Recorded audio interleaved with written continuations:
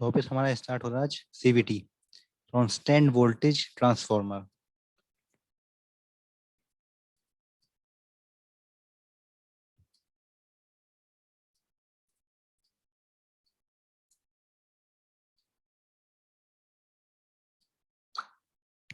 जी, इनका जो main use होता है वो होता है स्टेबलाइजर में। इनका रोल होता है वोल्टेज से कांस्टेंट रखना, वोल्टेज रेगुलेशन। ठीक, तो देखिए जो आपके नॉर्मल स्टेबलाइजर होते हैं उनमें क्या होता है, ट्रांसफार्मर की कई सारी टैप इन होती है सेकेंडरी पर। सही है, उसमें क्या होता है, सेकेंडरी टैप इन होती है तो उसमें रिले यूज होती है। जब आपका इनपुट पर वोल्टेज अप डाउन होता है तो आउटपुट पर क्या होता है, अलग अलग जो टैप इन होती है उनके बीच में रिले के थ्रू स्विचिंग होती रहती है, जिससे आपको कांस्टेंट वोल्टेज आउटपुट पर मिलता है। बट यहाँ पे ऐसा नहीं होता, यहाँ पे टैप इंस भी नहीं होती और रिलेज भी नहीं होती। यहाँ पे दूसरा प्रिंसिपल यूज होता है जिनके बारे में हम अभी बात करेंगे। ठीक, तो इसका मेन पर्पज होता है कांस्टेंट वोल्टेज प्रोवाइड कराना, वोल्टेज रेगुलेशन। सही, तो देखिए।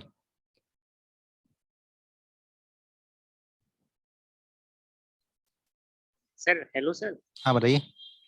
ये जो ट्रांसफार्मर होता है इसका प्राइमरी और सेकेंडरी वाइंडिंग सर इसमें टर्न सेम होते हैं क्या?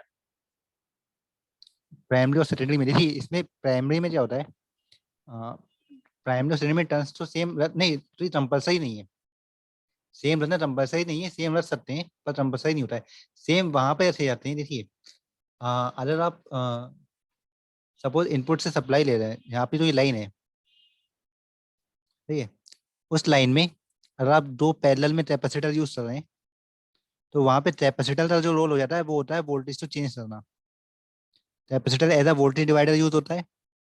सही है, तो आपकी जो वोल्टेज डिक्रीज होती है वो कैपेसिटर के माध्यम से डिक्रीज हो जाती है। यहाँ पे आपकी इनपुट आ रही है और यहाँ पे आप आउटपुट ले रहे हो। सही है, तो आपकी जो वोल्टेज हो रही है, इनपुट वोल्टेज आउटपुट वोल्टेज से हो रही है, स्टेप डाउन हो रही है इस तरह से। तो यहाँ पे आप क्या करते हो, यहाँ पे आप जो प्राइमरी वाइंडिंग सेकेंडरी वाइंडिंग वो आप सेम लेते हैं। बट ऐसा जरूरी नहीं है कि आप सेम ही लेना है, अलग अलग भी ले सकते हैं, कोई इशू नहीं है। सही, और देखिए यहाँ पे जो होता है, प्राइमरी साइड में दो वाइंडिंग यूज होती है, सेकेंडरी साइड में एक वाइंडिंग यूज होती है, प्राइमरी साइड में दो वाइंडिंग यूज होती है। उसके बारे में अभी पढ़ेंगे क्या होता है वो।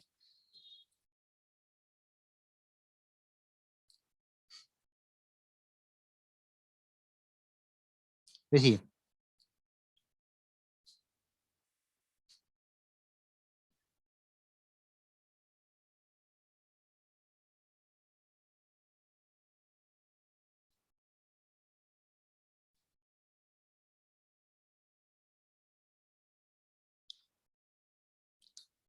जैसे जैसे आपकी वोल्टेज इंक्रीज होती है, सही है, करंट भी इंक्रीज हो रही, और जो फ्लक्स होता है वो भी आपका धीरे धीरे इंक्रीज होना स्टार्ट होता है। सही, बट एक पॉइंट ऐसा आता है जो होता है फ्लक्स इंक्रीज होना बंद हो जाता है, वो ऑलमोस्ट फिर कांस्टेंट रहता है। सही है, तो ये जो रीजन है आपका, ये है आपका लीनियर रीजन। जब आपका फ्लक्स जो है वो लीनियरली इंक्रीज हो रहा है वोल्टेज के साथ में। बट ये जो रीजन होता है ये हो रहा है आपका सैचुरेशन रीजन। सही है, जहां पर आप वोल्टेज बढ़ा रहे हो बट आपका फ्लक्स इंक्रीज नहीं हो रहा है। ठीक है, तो सीवीटी में इसी रीजन का यूज किया जाता है। सीवीटी का जो ऑपरेटिंग रीजन होता है, जिस जिस रेंज में सीवीटी ऑपरेट किया जाता है, उससे हम ऑपरेट करते हैं सेचुरेशन में। ये आपका एमसीक्यू यहाँ से बन सकता है, सीवीटी कौन से रीजन में ऑपरेट किया जाता है, सेचुरेशन में। सही, सेचुरेशन में ऑपरेट करने का रीजन ये है, जब आपकी वोल्टेज इंक्रीज होती है प्राइमरी साइड में, तो वोल्टेज आपकी इंक्रीज हो रही है बट आपका फ्लक्स जो है वो कांस्टेंट है, वो इंक्रीज नहीं हो रहा है। जिससे सेकेंडरी में जो आपकी वोल्टेज इंड्यूस हो रही है वो कांस्टेंट रहती है ऑलमोस्ट, वो उसमें कोई भी चेंज फ्लक्चुएशन, इनपुट में फ्लक्चुएशन होने पे आउटपुट चेंज नहीं होती है। सही है, तो देखिए इस रीजन के बाद ये आपकी वोल्टेज है यहाँ पर, इस रीजन के बाद आपकी जो वोल्टेज हो रही है वो वेरी रहेगी, जितना भी इसमें फ्लक्चुएशन आए बट आपकी जो फ्लक्स है वो कांस्टेंट है। जिस वजह से जो आपकी आउटपुट वोल्टेज होगी वो भी हमें ऑलमोस्ट कांस्टेंट ही मिलती है, बहुत माइनर सा चेंज आता है वहाँ पे। ये सर जो नेग्लेजिबल होता है। Hello sir. हाँ बताइए। इसमें जो सर फ्लक्स है सर ये कैसे कांस्टेंट रहेगा? फ्लक्स कांस्टेंट इसलिए रहेगा क्योंकि हम उसे सेचुरेशन में यूज कर रहे हैं। स्टार्टिंग में क्या होता है, फ्लक्स की प्रॉपर्टी होती है स्टार्टिंग में तो वो लीनियरली इंक्रीज रहेगा, बट एक पॉइंट पे जाते हैं वो कांस्टेंट हो जाएगा, सेचुरेशन पे पहुंच जाएगा। अब इससे ज़्यादा वो पॉसिबल नहीं है, इससे ज़्यादा बढ़ना। सही है, तो उसी रीजन में हम उसे ऑपरेट करते हैं। सही है। सर ये पूछना था, जो फ्लक्स है सर, इसको कांस्टेंट करने के लिए सर क्या करना पड़ेगा? नहीं, हमें कुछ नहीं इसको करना मतलब पड़ेगा। कैसे इसके फ्लक्स को देखिए, हमें सैचुरेट हमें करेंगे? हमें सिर्फ वोल्टेज को इंक्रीज करना है। ठीक है, वोल्टेज आपकी इंक्रीज होती जाएगी। देखिए, वोल्ट जो आपका फ्लक्स हो रहा, वोल्टेज पे वैरी रहेगा। वोल्टेज अगर आपने थी, अगर आपकी वोल्टेज इस पॉइंट से ज्यादा होती है तो आपका फ्लक्स कांस्टेंट रहेगा। बट आप वोल्टेज को डिक्रीज कर दोगे तो फिर वो लीनियर मिलेगा आपको। सही है। तो हम जब वोल्टेज रखेंगे, इनपुट से वोल्टेज हमेशा आपकी इस, ये जो आपका रीजन हो रहा है इससे ज्यादा रहेगा, इस पॉइंट से ज्यादा रखेंगे हम हमेशा। उसकी एक रेंज होती है। जब भी आप सीबीटी लेते हो, कांस्टेंट वोल्टेज ट्रांसफार्मर आप स्टेबलाइजर लेते हो, उसमें एक रेंज दी हुई होती है। तो ये इतने रेंज में ऑपरेट हो रहा, नॉर्मली ये रेंज 180 से ऊपर होती है। ठीक है। उसका रीजन ये होता है, उसमें जो ट्रांसफार्मर यूज किया गया है 180 वोल्ट से ऊपर वोल्ट पे ही वो सैचुरेशन में हो रहा। अदरवाइज उससे नीचे वोल्टेज आएगी तो वो लीनियर रीजन में पहुंच जाएगा। सही है। इसलिए यहाँ पे जो अपना रीजन है ना, सैचुरेशन रीजन, हमेशा जो वोल्टेज ली जाती है, इनपुट वोल्टेज, वो सैचुरेशन रीजन में ही ली जाती है। मतलब वोल्टेज इतनी ली जाती है वो सैचुरेशन रीजन में ही रहे। सही है। जी सर मेरे एक क्वेश्चन और था हाँ बोलिए। कि सर जो ये वोल्टेज है सर, ये बूथ मतलब कि दोनों सर प्राइमरी और सेकेंडरी में सर सेम ही रहेगा या अलग नहीं अलग नहीं, होगा? चेंज हो सकता है। देखिए, इनपुट में जब सैचुरेशन, इनपुट में फ्लक्चुएशन हो सकते हैं, बट आउटपुट में कांस्टेंट रहेगी। तो इनपुट और आउटपुट में चेंज हो सकती है वोल्टेज, सेम नहीं रहेगी। सही है। जैसे मान लिया अगर आपकी वोल्टेज है 180 से 250 के बीच में अगर वेरी हो रही है, तो आपकी आउटपुट वोल्टेज आपको कांस्टेंट मिलेगी 230 वोल्ट के आसपास, जिस तरह से हमने उसे डिजाइन किया हुआ है। सही है।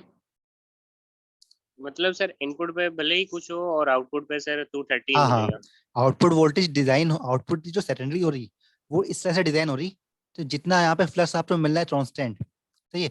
इस फ्लक्स से रोडिंग आपकी आउटपुट पे, आउटपुट सेकेंडरी पे आपकी आउटपुट वोल्टेज जनरेट हो रही। सही है। अब आपकी जो इनपुट वोल्टेज है, इनपुट वोल्टेज फ्लक्चुएट हो सकती है इतनी भी। सही है। यहाँ पे देखिए, आपकी जो इनपुट वोल्टेज है वो यहाँ पे, अगर आप चेंज कर रहे हो इससे बाद, इस पॉइंट के बाद आपकी वोल्टेज चेंज हो रही है।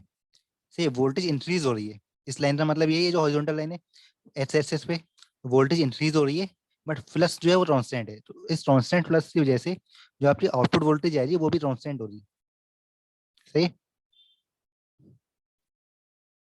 जी सर। हम्म।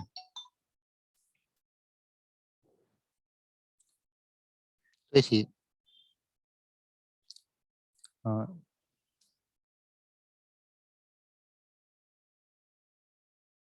इसलिए जो वाइंडिंग्स होती हैं वो इस तरह से होती हैं। यहाँ पे आपकी प्राइमरी हो रही। सही है। प्राइमरी के बाद यहाँ पे आपका सेकेंडरी आ रहा। अच्छा, सेकेंडरी पे यहाँ पे एक कैपेसिटर लिया जाता है एज अ फिल्टर। ठीक है। और इस सेकेंडरी का थोड़ा सा पार्ट प्राइमरी साइड में लिया जाता है।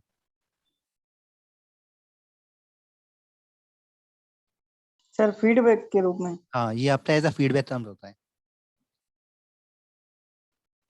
जो हमने लास्ट टाइम पे फीडबैक पढ़ा था, लास्ट टाइम पे हम कौन सा टॉपिक पढ़ रहे थे जहाँ पे वोल्टेज रेगुलेशन हुआ था? शायद यूपीएस में नहीं, एसएमपीएस में।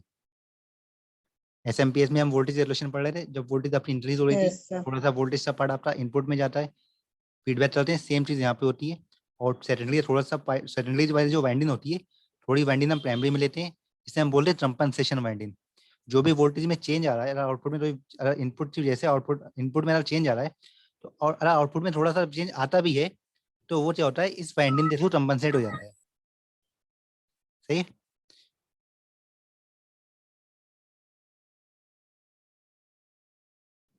तो देखिए, यहाँ पे जो आपकी आउटपुट वेव आती है वो इस तरह से आती है।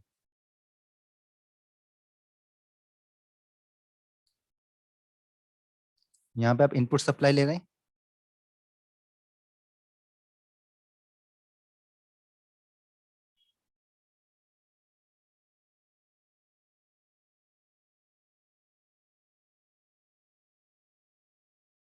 थोड़ा ऊपर बनाना पड़ेगा इसे।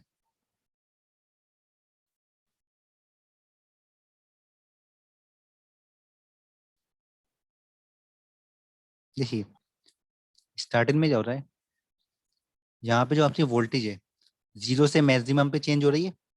देखिए आपकी जो वोल्टेज हो रही है स्टार्टिंग में तो लीनियरली बढ़ेगी, बट जब आपकी फ्लक्स होता है वो सैचुरेशन से पहुंच जाएगा फिर हो जाएगी कांस्टेंट इस तरह से। ठीक है, देन आपकी अरेन वो जब डिक्रीज होने के बाद लीनियर रीजन पे पहुंचेगी, वोल्टेज आपकी 0 से मैक्सिमम पे इंक्रीज हो रही है। यहाँ पे देखिए तो 0 से इस पॉइंट पर तो क्या हो रहा, जब सैचुरेशन से पहले लीनियरली इंक्रीज हो रही है, आउटपुट भी लीनियरली इंक्रीज हो रही, बट सैचुरेशन में पहुंचने के बाद हो रही है वो कांस्टेंट। उसके बाद जब वो वापस से डिक्रीज हो रही तो आपकी वैल्यू भी वापस से डिक्रीज हो रही है। इस तरह से आपकी आउटपुट मिलेगी यहाँ पे। सही, और इसे हम बोलते हैं ट्रेसी साइन। इस तरह की जो वेव होती है इस वेव को हम बोले ट्रेसी साइन। सही, इस स्टेप की आउटपुट हमें आउटपुट पे मिलती है। सही, इस स्टेप की वेवफॉर्म हमें आउटपुट पे मिलती है।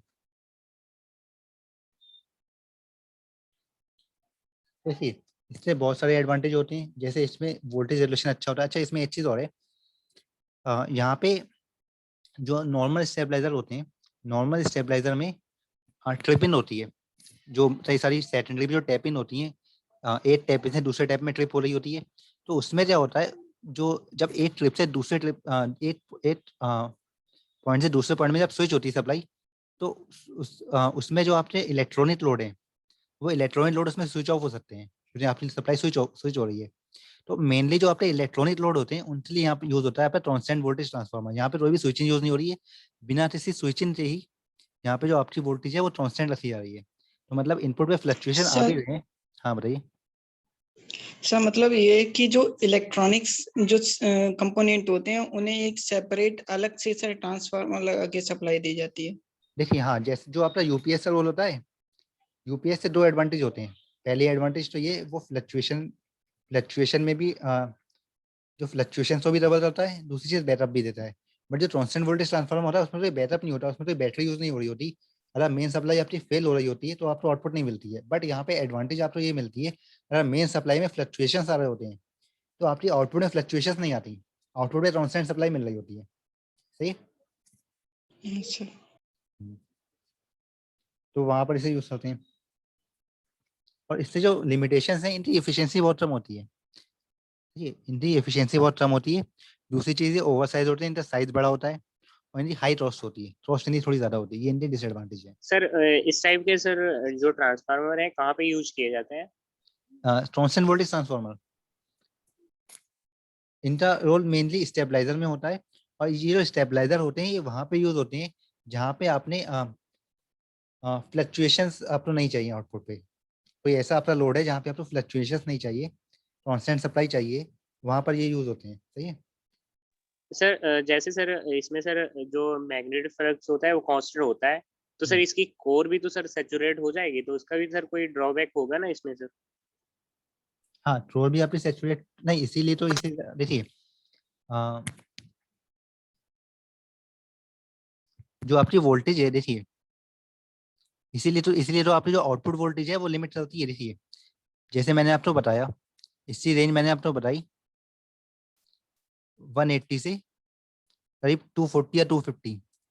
सही है, तो देखिए इससे ज्यादा हम इसलिए नहीं बढ़ाते हैं क्योंकि अगर हम इससे ज्यादा वोल्टेज भी तो बढ़ा सकते हैं, क्योंकि मेन हमारा सैचुरेशन तो यहाँ पहुंच जा रही है। सही है, तो इससे ज्यादा हम इसलिए नहीं बढ़ाते क्योंकि हमारी जो सोल जो होती है वो बहुत ज्यादा सैचुरेट हो जा रही है, वो ज्यादा बहुत ज्यादा सैचुरेट ना हो, उसकी वजह से लॉसेस बहुत ज्यादा ना हो। इसलिए हम ये चीज लिमिट चलती है आउटपुट वोल्टेज को। जो अपनी लोअर रेंज है वो डिसाइड होती है उसके बेस पे किस पॉइंट पे आपका सैचुरेशन में पहुंच रहा है। इस पॉइंट पे आपका सैचुरेशन स्टार्ट हो जाता है, फिर सैचुरेशन इंक्रीज होना स्टार्ट होता है। इंक्रीज होते होते होते होते जब एक पॉइंट ऐसा आता है जब आपका बहुत ज्यादा सैचुरेट हो जाता है, तो उससे ज्यादा हम उससे ज्यादा हम वोल्टेज नहीं बढ़ाते। सही है। Yes sir. Sir output voltage का थोड़ी ना कांस्टेंट से कोई फर्क है उस पे।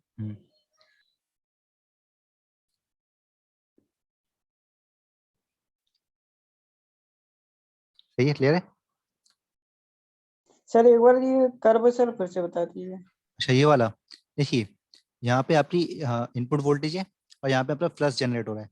इनपुट वोल्टेज आप बढ़ा रहे हो उसी तरह से आपका फ्लक्स भी इंक्रीज हो रहा है। ठीक है, फ्लक्स आपका इंक्रीज होना स्टार्ट होता है, लीनियरली बढ़ता है, जैसे जैसे आप वोल्टेज बढ़ाते जाते हो वैसे वैसे फ्लक्स भी बढ़ता जाता है। बट एक पॉइंट ऐसा आता है जब आपका फ्लक्स इंक्रीज होना बंद हो जाता है, या ये रहे तो यहाँ पे थी, ये जो पॉइंट है यहाँ पे आपका सिचुएशन स्टार्ट हो रहा है। इसका मतलब ये है यहाँ पे आपकी जो वोल्ट फ्लक्स है वो लीनियरली नहीं बढ़ रहा है, बहुत धीरे धीरे इंक्रीज होता है। तो एक पॉइंट पे आते हैं वो बिल्कुल ही सेचुरेशन पे पहुंच जाता है, मतलब इंक्रीज होना बंद हो जाता है। तो ये रीजन होता है आपका सेचुरेशन रीजन, और इससे पहले का जो रीजन है वो है आपका लीनियर रीजन। सही है। नॉर्मली जो ट्रांसफार्मर होते हैं वो लीनियर रीजन में ऑपरेट होते हैं, बट जो आपका सीवीटी होता है वो सैचुरेशन रीजन में ऑपरेट होता है, जब आपका फ्लक्स जो है वो इंक्रीज होना बंद हो जाता है, उस रीजन में हम उसे ऑपरेट करते हैं। सही।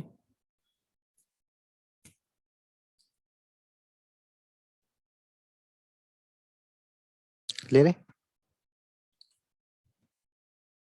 जी सर। Yes sir.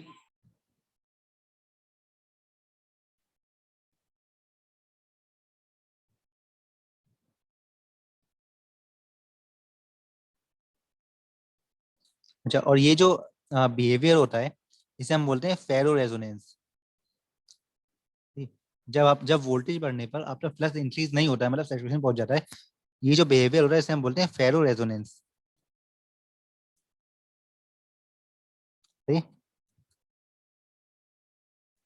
सर ऐसा कैसे होता है सर, अगर वोल्टेज बढ़ेगा तो सर जो फ्लक्स होगा उसे मेंटेन करने के लिए सर फ्लक्स भी तो बढ़ेगा। नहीं नहीं, देखिए जो वोल्टेज है आपकी, वोल्टेज हम आप देखिए जिस पॉइंट पे आपकी वोल्टेज इंक्रीज होने पर फ्लक्स नहीं बढ़ रहा है, उसी वोल्टेज रेंज में हम उसे रखते हैं, उससे कम हम रखते ही नहीं है। ठीक है, यहाँ पे आप देख रहे हो आपकी जो वोल्टेज है इस पॉइंट से नीचे जब आप जाओगे यहाँ पर, इस पॉइंट पे जो आपका वोल्टेज है वो लीनियरली इंक्रीज और डिक्रीज हो रहा है, तो हम तभी भी, ये आपकी मिनिमम रेंज होती है, इससे नीचे हम तभी भी इनपुट वोल्टेज नहीं रखते हैं। सही है। तब आपको आउटपुट पर कांस्टेंट वोल्टेज नहीं मिलेगा, आपकी इनपुट वोल्टेज हमेशा इससे ऊपर होनी चाहिए। आपकी इनपुट वोल्टेज अगर इस रीजन में हो रही, सही है, तो इस रीजन में ही बस आपको यहाँ पे कांस्टेंट फ्लक्स मिलेगा, और तभी आपको आउटपुट आपको कांस्टेंट मिल पाएगी। तो हमेशा जो इनपुट वोल्टेज होती है वो इसी रेंज में ली जाती है।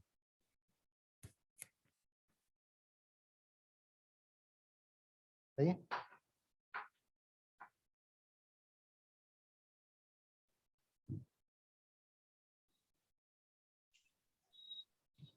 और इसमें कुछ पूछना है?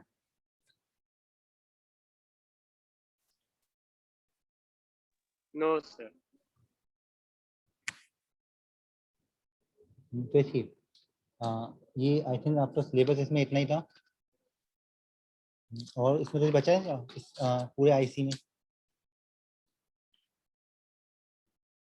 सर इसमें वोल्टेज को कितना बढ़ा सकते हैं? इसकी जो रेंज रहती है वो 180 से 250 के बीच में रहती है। सही है। अगर सर इसे सर कांस्टेंट वोल्टेज पे तो सर इससे ज्यादा कर सकते हैं लेकिन इससे कम नहीं कर सकते हैं। मतलब समझा नहीं मैं, क्वेश्चन फिर से रिपीट होगी। वोल्टेज सर इससे ज्यादा बढ़ा सकते हैं लेकिन इससे कम नहीं कर सकते हैं, वरना सर कांस्टेंट वोल्टेज नहीं मिलेगी। हाँ हाँ, देखिए 180 से अगर आप कम करोगे तो आपको कांस्टेंट वोल्टेज नहीं मिलेगा, फिर आपकी वोल्टेज जो रही है वो लीनियरली डिक्रीज होना स्टार्ट हो जाएगी। 180 से ऊपर आप बढ़ाते रहोगे तो आपकी कांस्टेंट वोल्टेज मिलेगी आपको, 180 से ऊपर जो हो रही है आपकी, फिर आपको कांस्टेंट वोल्टेज मिलना स्टार्ट हो जाएगी। तो सर फ्लक्स भी कांस्टेंट हो जाएगा। हाँ, तभी प्लस कांस्टेंट होता है, तभी आपको वोल्टेज कांस्टेंट मिल रही है। सही। सर फिर ऐसा भी तो होगा कि अगर जब हमें वोल्टेज कांस्टेंट मिल जाए उसके बाद हम वोल्टेज बढ़ा भी तो नहीं सकते हैं।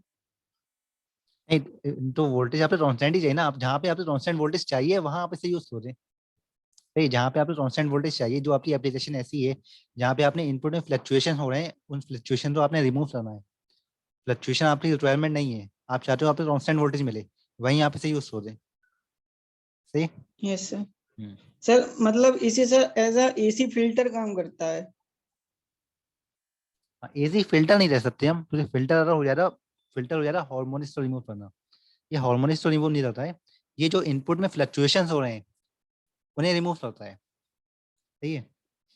मतलब सर जो वोल्टेज है वो हाँ, कम हो रही है और अगर ज्यादा हाँ हो अगर रही है। फ्लक्चुएशन का मतलब हो रहा है इनपुट अप डाउन हो रही है, तो अप डाउन होने पर भी जो आपको आउटपुट दे रहा है वो कांस्टेंट दे रहा है, इसलिए इसे रेगुलेटर बोलना ज्यादा सही है। सही। Yes sir. वोल्टेज रेगुलेटर बोलना ज्यादा सही है।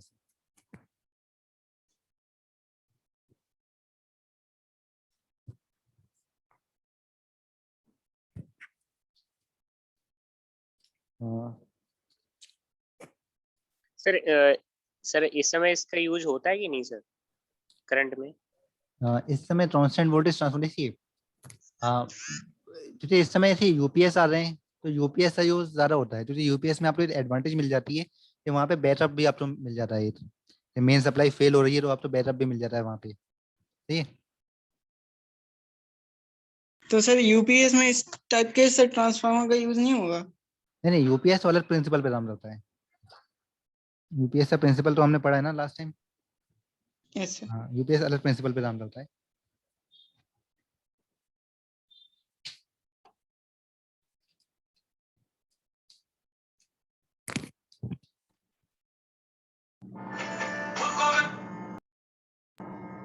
ये सब रूम ऐसे यस सर। जी सर।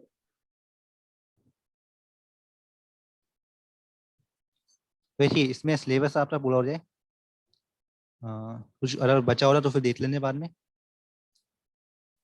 अच्छा सर एक चीज पूछनी थी हाँ सर। बताइए। सर अब सर आपका सिलेबस तो पूरा हो गया सर, अब थोड़ा क्लासेस सर कम कर सकते हैं क्या सर?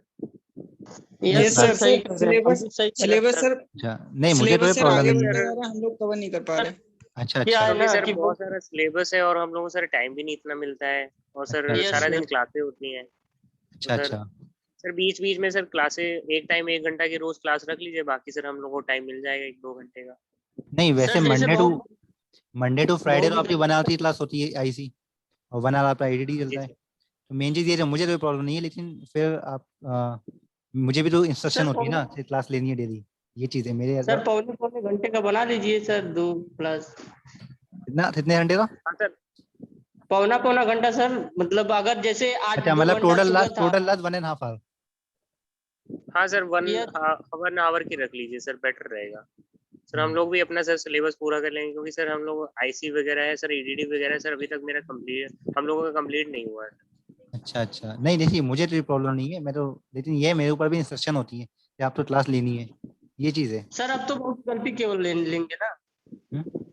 हाँ एमसीक्यूज अब होंगी तो अब तो सारी, हाँ बहुत एमसीक्यूज गलती होंगी। है, हाँ सर बहुत वही। गलती। चलिए देखते तो सर हैं जो ये अगर सॉल्यूशन क्लियर हो देखते हैं इस बारे में। यस सर, जी या थोड़ा फिर थोड़ा इस दोनों तरह बताइए। से कर सकते हैं, हम मंडे टू फ्राइडे रख सकते हैं, सैटरडे संडे हम ऑफ रख सकते हैं। हाँ सर ये भी कर सकते हैं। ये भी सर सही है। हाँ और या फिर देखिए जो आपकी मॉर्निंग में 2 घंटे क्लास होगी, जैसे फ्राइडे को 2 घंटे की क्लास है आपकी डेली, तो हम डेली जी सर। 1 आवर ही रख सकते हैं। डेली मंडे टू हाँ फ्राइडे 10 to 12 रहेगा, 10 to 11 आईसी, सॉरी ईडीडी, और 11 to 12 आईसी, इस तरह से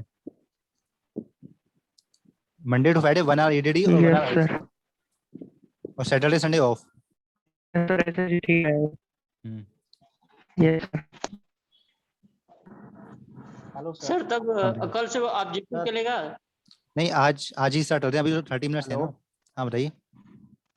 सर हमारे भी डाटा खत्म हो गया सर, वो क्या खत्म हुआ? मतलब 50 MB और भी शायद बचा हुआ सर है। ये करेंगे सर ये करें, क्लास सर चेंज हो जाएगा क्या सैटरडे को? नहीं अभी इस हफ्ते तो ऐसे करते हैं, देखते हैं अगर पॉसिबल होता है Yes, तो sir. नेक्स्ट वीक से। ठीक ठीक है। है ठीक है। सर हाँ बताइए। सर हमारा डाटा खत्म हो गया।